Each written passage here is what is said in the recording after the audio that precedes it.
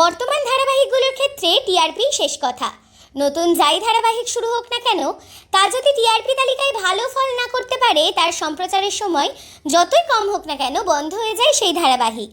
ইতিমধ্যেই টেলিভিশনের পর্দায় একাধিক নতুন ধারাবাহিক শুরু হয়েছে। স্টার জলসায় শুরু হয়েছে নতুন ধারাবাহিক তেঁতুল পাতা, আর তার প্রথম পর্বেই কনের পালানো দেখে সোশ্যাল মিডিয়ায় উপচে পড়েছে দর্শকের প্রতিক্রিয়া। সবটাই যে প্রশংসা এমনটা কিন্তু নয়, মিশ্র প্রতিক্রিয়া বলা চলে। প্রথমত, তোমাদের রানী শেষ হওয়ার পরেই সেই জায়গা নিয়েছে নতুন এই ধারাবাহিক।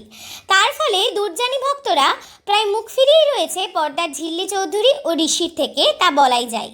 জি বাংলার অষ্টমী ধারাবাহিক কিছুটা ফ্লপই হয়েছিল, আর তারপরেই নতুন এই ধারাবাহিকের হাত ধরে স্টার জলসার পর্দায় ফিরেছে ঋতব্রতা। অন্যদিকে গৌরবকে শেষবার দেখা গেছিল গাঁটছড়া ধারাবাহিকে। বেশ কিছুটা সময় পর তার আবার এই নতুন ধারাবাহিক। এক সাক্ষাৎকারে ঋতব্রতা জানান, এই চরিত্রের জন্য সে প্রচণ্ড এক্সাইটেড, আর এই চরিত্রটা নাকি একদমই তার মতো।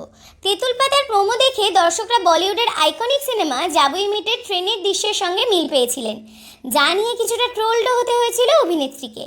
এ প্রসঙ্গে অভিনেত্রী বলেন, এটার জন্য তিনি আশীর্বাদ ধন্য।